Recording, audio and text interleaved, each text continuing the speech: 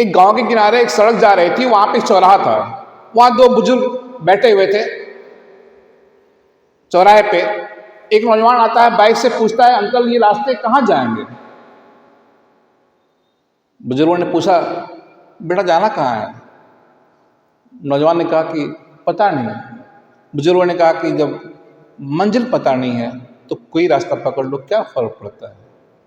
ठीक यही कॉन्सेप्ट हमारे दैनिक जीवन पर भी लागू होता है, हमारे कैरियर पर भी लागू होता है। बहुत सारे ऐसे नौजवान हैं जिन्हें उनका टारगेट, गोल, लक्ष्य पता नहीं कि भविष्य में करना क्या है।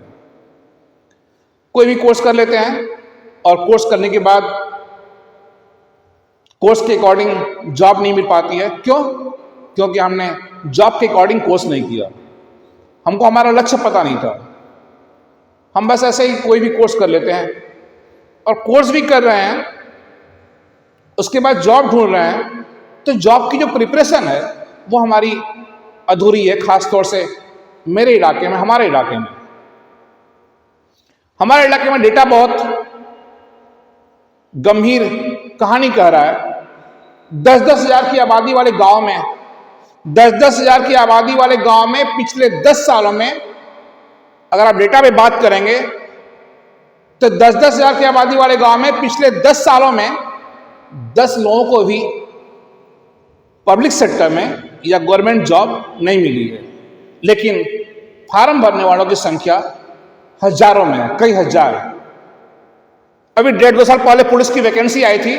अगर मैं अपने गांव की बात करूं तो मेरे गांव में जनरल कोटे में एक भी नौजवान, उस यूपी पुलिस की कांस्टेबल जीडी की जो वैकेंसी आई थी 1.5-2 साल पहले, उसमें एक भी नौजवान जनरल कैटेगरी में रिटन क्वालिफाई नहीं कर पाया। क्यों भाई? फार्म तो सैकड़ों लोग भरे थे। क्योंकि फार्म भरने से पहले कुछ प्रक्रिया होती है। आपका उद्देश्य है फार्म भरना, फार्म भरने से पहले आपने कुछ नहीं किया। अगर आपका उद्देश्य जॉब पाना होता तो फार्म भरने के साल भर पहले, 2 साल पहले, 4 साल पहले आप बाकायदे तैयारी करते, प्रिपरेशन, उस कंपटीशन की, उस जॉब की सिलेबस जुगाड़ करते, नोट्स जुगाड़ करते, नोट्स तैयार करते। कोई दिक्कत होता किसी सवाल में तो ऑनलाइन ऑफलाइन कहीं कोचिंग करते, मॉडल पेपर हल करते, जो हल किया उसको रिवाइज करते। ये होती है प्रिपरेशन। उसके बाद फार्म भरते तो कंपटीशन क्वालिफाई होती है। आपका मकसद था खाली फार्म भरना और आप भाग्यवादी हो गए। ऊपर वाला भी कह रहा है कि इल्म हासिल करो। हम इल्म हासिल करने नहीं चले हैं, हम खाली फॉर्म भर रहे हैं। अरे भैया, फार्म भरने से ही जॉब मिलनी होती तो कोई भी जॉबलेस नहीं रहता, सबको जॉब मिल जाती। और सिक्के का जो दूसरा पहलू है बड़ी भयावह है। 1-2 लोगों को जॉब मिल जा रही है, सब उसकी बखान कर रहे हैं, लेकिन हजारों नौजवान जो जॉबलेस हैं, जो लगातार कंपटीशंस के फार्म भर रहे हैं और क्वालिफाई नहीं कर रहे हैं। हजारों नौजवान कॉलेज ड्रॉप आउट हैं, स्कूल ड्रॉप आउट हैं, उनके बारे में कोई बात नहीं कर रहा है। वो खुद बात नहीं कर रहे हैं, दूसरा कौन बात करेगा भाई?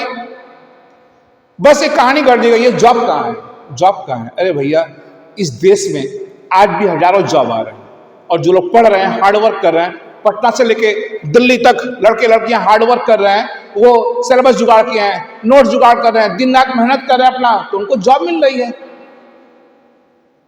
तो जो मेहनत करेगा उसको जॉब मिलेगी। आपके फार्म भरने से जॉब नहीं मिलेगी। कहीं भी, कहीं से भी सर्टिफिकेट जुगाड़ कर लो, फार्म भर दो, नौकरी मिल जाएगी। तो फार्म भरने से नौकरी नहीं मिलेगी। वो जमाना चला गया जब लोग जाते थे घूमने इलाहाबाद, फैसला भर्ती हो गए, वो जमाना चला गया। भर्ती के पैटर्न बदल गए 180 डिग्री पे। आज भी मैं अपने गांव में देखता हूं, मेरे बगल में फुटबॉल ग्राउंड है, 8 बजे रात में, 10 बजे रात में लड़के बैठे हुए हैं, मोबाइल चला रहे हैं, टहल रहे हैं।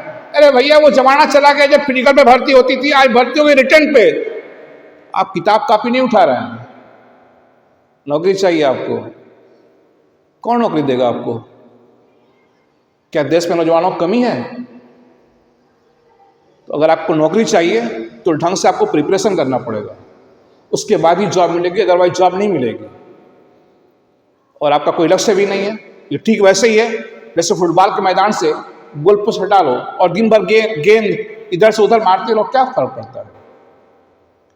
तो आपको कायदे से अपने सिलेबस पे काम करना पड़ेगा। और आजकल हर भर्ती में, यहां तक कि देश की विभिन्न परीक्षाओं में कंप्यूटर के सवाल आ रहे हैं। आईसीटी के नाम से कंप्यूटर के सवाल आ रहे हैं। आपको मैं कुछ भर्तियों को दिखा रहा हूं। जैसे एक भर्ती आई है लेखपाल की भर्ती आई हुई है। बहुत सारे नौजवान लेखपाल की भर्ती का फॉर्म भर रहे हैं। सिलेबस पता नहीं है, नोटिफिकेशन में सिलेबस नहीं देखा, नोट्स नहीं है, जानकारी नहीं है, बस फॉर्म भर दिया ये सोच के कि क्वालिफाई हो जाएगा ना। कतई नहीं भाई। अगर इस तरह से आप नौकरी की उम्मीद कर रहे हैं तो आपकी उम्मीद बेमानी है। ये लेखपाल की भर्ती का जो सिलेबस है लिखित परीक्षा का आपके सामने है। 100 सवाल होंगे 2 घंटे का। आप देख सकते हैं इसको। यह है विज्ञापन संख्या दिया हुआ है, लेखपाल मुख्य परीक्षा। अब इसमें क्या है, इसमें एक और पॉइंट है। मैं चल रहा हूं लिखित परीक्षा के सिलेबस के ऊपर चल रहा हूं, पाठ्यक्रम पे चल रहा हूं। अब जैसे बहुत सारे नौजवानों को मैं देख रहा हूं कि 6-6 महीना इतिहास पढ़ रहे हैं। 100 नंबर के सवाल में इतिहास का सवाल आने वाला है 5 नंबर का, 2 नंबर का। भूगोल का सवाल आने वाला है 2 नंबर का, 5 नंबर का। 6-6 महीना के इतिहास भूगोल पढ़ रहे हैं। अरे भैया, आजकल देश की हर परीक्षा में कंप्यूटर के सवाल आ रहे हैं, वो भी 5 नंबर के नहीं, 2 नंबर के नहीं, उसका भाग 2 कंप्यूटर सूचना तकनीक, वही आईसीटी 15 नंबर का सवाल आ रहा है। और यहां तक कि जो रीजनिंग आ रही है, रीजनिंग उसमें भी कंप्यूटर सवाल आ रहे हैं। मतलब ओवरऑल 100 नंबर में 20 नंबर सवाल कंप्यूटर के आ रहे हैं। तो आप इतिहास भूगोल पढ़ रहे हैं, डिस्क के सवाल आने वाले हैं 2 नंबर के, 1 नंबर के, वो आप पढ़ रहे हैं। 5 नंबर के सवालों को आप पढ़ रहे हैं 6-6 महीना, 4-4 महीना, और इसके ऊपर आपका ध्यान नहीं है। बस आप ये सोच के फॉर्म भर दे रहे हैं कि चलो यार आएगा 2-4 सवाल ट्रिक कर देंगे। तो आपकी नीयत अगर इस तरह से ट्रिक करने की है तो भाई जॉब नहीं मिलेगी, ये भी ध्यान रखना है। और एक और वैकेंसी आई हुई है यूपी पुलिस कंप्यूटर ऑपरेटर की।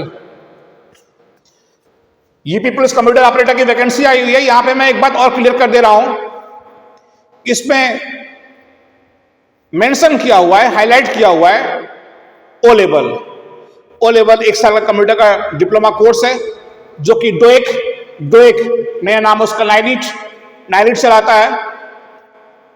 लेकिन 2022 में यूपी गवर्नमेंट ने डोएक के पैरेलल मीन्स उसके समकक्ष 28 कोर्सेस को मान्यता दे दिया कि अगर आपके पास डोएक के अलावा इन 28 में से कोई भी डिग्री है, आप वो फॉर्म भर सकते हैं जिसमें ओ लेवल मांग रहा है।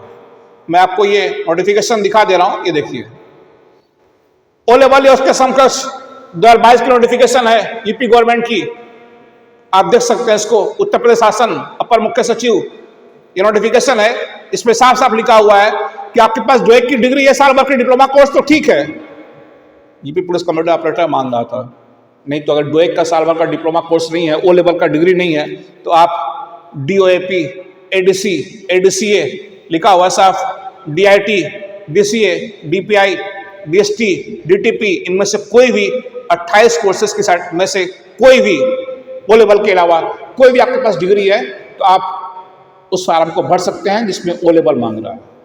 अब रही बात फॉर्म भरने की ना, फॉर्म भरने के बाद क्या है भैया, फॉर्म भरने के बाद आपको देखना है उसका सिलेबस। आपने खाली ध्यान दिया कि फॉर्म भर देना है, ओ लेवल पे, एडीसीए पे फॉर्म भर देना है। अरे भैया, फॉर्म भरने के बाद सिलेबस थोड़ा देख लीजिए, लिखित परीक्षा का पाठ्यक्रम देखिए, सामान्य ज्ञान, रीजनिंग, और ये 4 नंबर पॉइंट है कंप्यूटर साइंस। और कंप्यूटर साइंस में history, evolution, generation, hardware, software, flow chart, peripheral device, number system, बोलिए ना, algebra, DBMS, RDBMS, FoxPro, Oracle, SQL, database concept, database management system, PC software, Word, Excel, graphical user interface, data interchange, word processing tool, Microsoft Office, power point, Unicode, Kruti Dev, computer network के type, topology, OSI reference model, internet, e learning, emerging technologies, Linux, HTML, JavaScript, data structure, इसके सवाल आएंगे भाई। तो अगर आप कहीं से डिग्री जुगाड़ करके फार्म भर देंगे तो रिटेन क्वालिफाई नहीं होगा।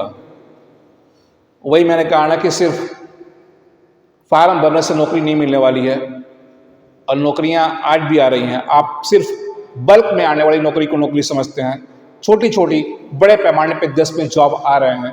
आप प्रिपरेशन करिए, तैयारी करिए, हार्डवर्क करिए, 5 साल लगिए, आपको जॉब मिलेगी, गारंटी है। लेकिन शिद्दत से लगेंगे तो इस तरह से अनमने ढंग से बगैर सिलेबस के, बगैर हार्डवर्क के, बगैर नोट्स के, खाली फार्म भर करके अगर आप सोचते हैं कि जॉब मिल जाए तो नहीं मिलेगा। और आपको अपनी मेंटेलिटी को, मानसिकता को थोड़ा बदलना पड़ेगा कि हाँ देश में जॉब है, हाँ जो मेहनत कर रहे हैं उनको जॉब मिल रही है। आपको ध्यान रखना पड़ेगा, आपको फिजिकल से ध्यान हटा करके रिटन पे ध्यान लगाना पड़ेगा। और इतना ही नहीं, इस भर्ती में, इस पुलिस की भर्ती में जो कंप्यूटर ऑपरेटर का आया हुआ है, इस पर टाइपिंग मांग रहा है भैया, टाइपिंग मांग रहा है, टाइपिंग मांग रहा है। और टाइपिंग को लोग बहुत हल्के में लेते हैं। टाइपिंग की टेस्ट होती है सबसे लास्ट में, रिटन क्वालिफाई करने के बाद, और कश्ती वहीं डूबी जहां पानी कम था, सुना होगा आपने। तो बहुत सारे लोग रिटन क्वालिफाई कर लेते हैं, टाइपिंग में छट जा रहे हैं। क्यों? क्योंकि टाइपिंग को हल्के में ले रहा है भाई। टाइप का है, टाइप तुम तुरंत कर ली, जब वक्त टाइपिंग करे तब मालूम चाहिए टाइप का हो। टाइपिंग का स्पीड है, हिंदी का भी मांगा, इंग्लिश का भी मांगा है। 25 वर्ड पर मिनट हिंदी की, 30 वर्ड पर मिनट इंग्लिश की, WPM। तो सिलेबस, रिटन एग्जाम, टाइपिंग, इन सब के बाद मेरिट बनेगी। और आप सोच रहे हैं खाली फार्म भर के नौकरी मिल जाएगी। तो जो लड़के लड़कियां हार्डवर्क कर रहे हैं, पटना से लेकर दिल्ली तक बैठे हुए हैं दिन भर हॉस्टल में और दिन रात मेहनत कर रहे हैं, वो बेवकूफ़ नहीं है। अपनी मानसिकता को बदलिए, हार्डवर्क करिए, जॉब मिलेगी।